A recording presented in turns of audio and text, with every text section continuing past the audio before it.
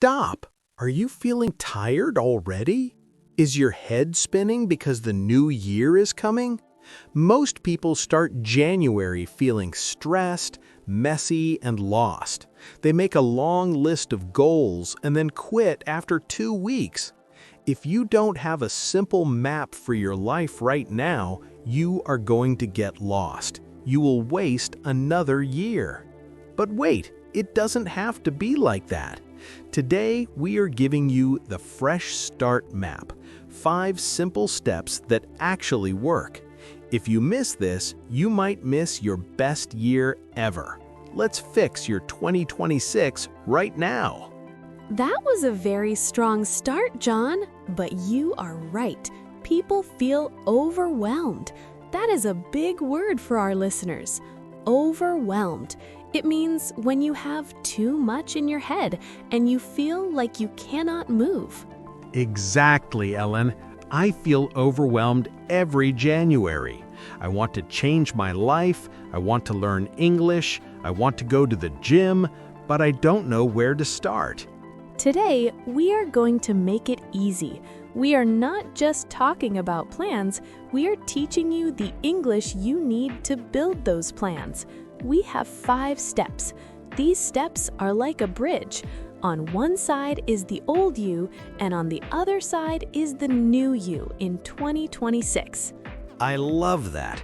A bridge to a better life. And for our beginners listening, don't worry. We will use simple words, but we will go deep. Hello, everyone, and welcome to the Talk English podcast. I am your host, John, and today I am joined by the wonderful Ellen. Hi, John. Hi to all our students around the world.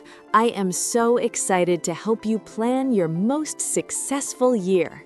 Before we dive into step 1, we have a small request.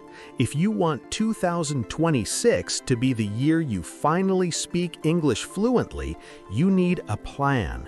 And part of that plan is being here every week. So please click the subscribe button and hit the like bell. It tells the algorithm that you care about your education. Yes, joining this community is your first win of the year.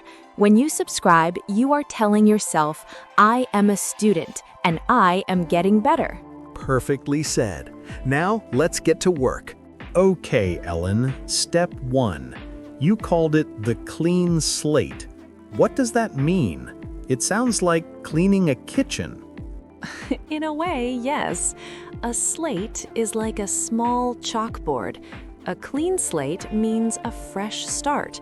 Before you write new goals, you must wash away the old ones. But Ellen, I made many mistakes last year. I started a diet and failed.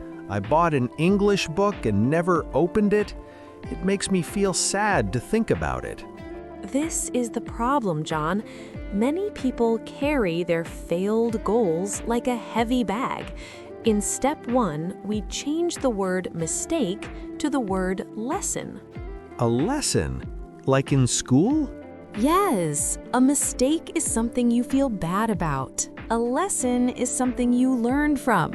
If you didn't open your English book last year, don't say, I failed. Say, I learned that I don't like learning from books. Oh, so I'm not a failure. I'm just a student finding the wrong method. Exactly. So, step 1 for everyone listening. Take a piece of paper. Write down 3 things that didn't go well this year. Now, look at them and ask, what did this teach me? Okay, I'm doing it in my head. I didn't go to the gym. Lesson, I hate running in the cold, so next year I should exercise inside my house.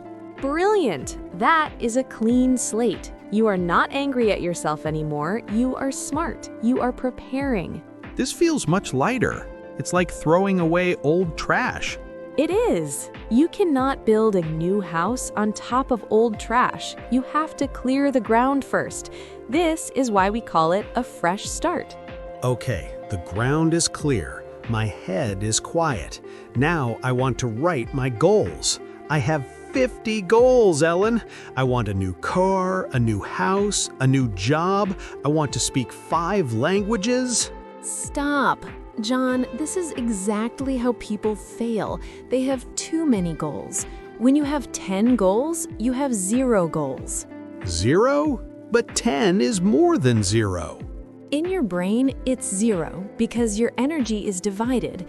Imagine you have 1 liter of water and 10 plants.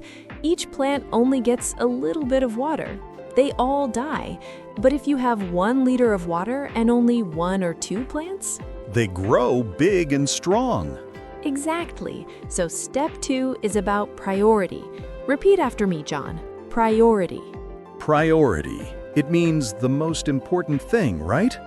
Yes. I want you to choose only 3 big areas for the whole year. We call this the top 3 rule. Only 3?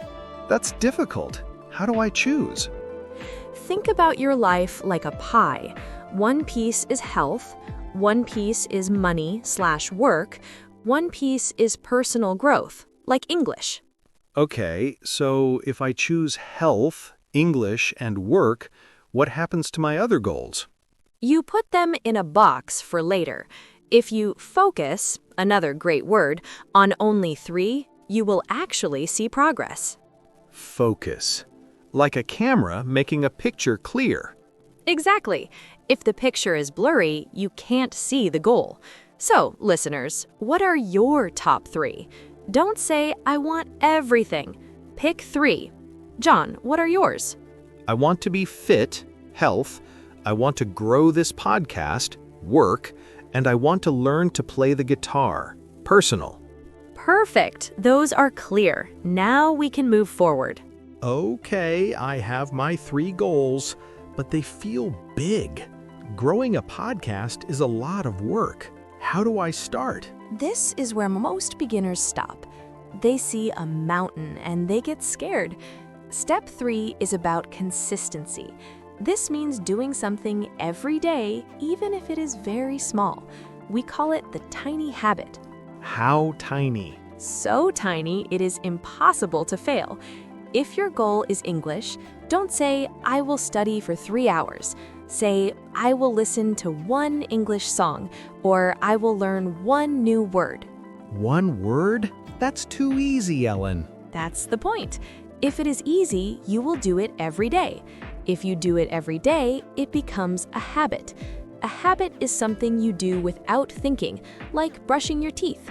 I see. So if I want to be fit, I shouldn't try to run a marathon on January 1st. No, just put on your shoes and walk for 5 minutes. Just 5.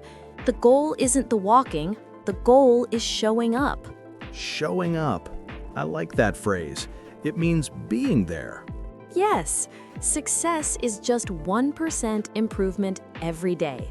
If you get 1% better every day, by the end of the year, you are 37 times better. Wow, math is powerful. So for our listeners, your tiny habit for English could be just listening to this podcast while you drink your coffee. That's it. This is so helpful, Ellen. I'm feeling much more confident. Let's take a second to talk to our friends listening at home. Yes, we have a question for you. Look at your top 3 goals. What is 1 tiny habit you can start tomorrow? Just 1. Maybe it's writing 1 sentence in English. Maybe it's doing 2 push-ups. Tell us in the comments below. We read every single one, and it helps other students get ideas too. And while you are down there in the comments, if this is helping you feel less stressed about 2026, please share this video with 1 friend. Maybe you can be goal partners. Goal partners. I love that. Planning is more fun with a friend. Okay, step 4. We have our lessons, our 3 priorities, and our tiny habits. What's next? Now we need to see it. We need to imagine the future. I want to talk about a vision board. A vision board? Is that like a map? It's a collection of pictures or words that remind you of your goals. Our brain loves images. So if I want to go to London, I put a picture of Big Ben on my wall? Yes, it sounds simple, but it is a powerful reminder. Life gets busy, you get tired, you forget why you are working hard. But then you look at your wall and see that picture of London, or a fit person, or a guitar. And it wakes up my motivation. Exactly. It keeps the fire burning. You can make a vision board on your phone, or you can use paper and glue. I like the paper version. It feels more real. Me too. Use bright colors. Use words that make you feel happy. This isn't a to-do list. A to-do list feels like work. A vision board feels like a dream. So, step 4 is make your goals visual. Don't keep them hidden in a notebook. Put them where your eyes see them every day. We are almost there. We have one more step. Step 5. This is the most important one for staying on track. You need a support system. Specifically, you need an accountability partner. That is a very long word, Ellen. Accountability. What does it mean? It means someone who checks on you. Someone who asks, "Hey John, did you practice guitar today?" Oh, so someone who makes sure I don't get lazy.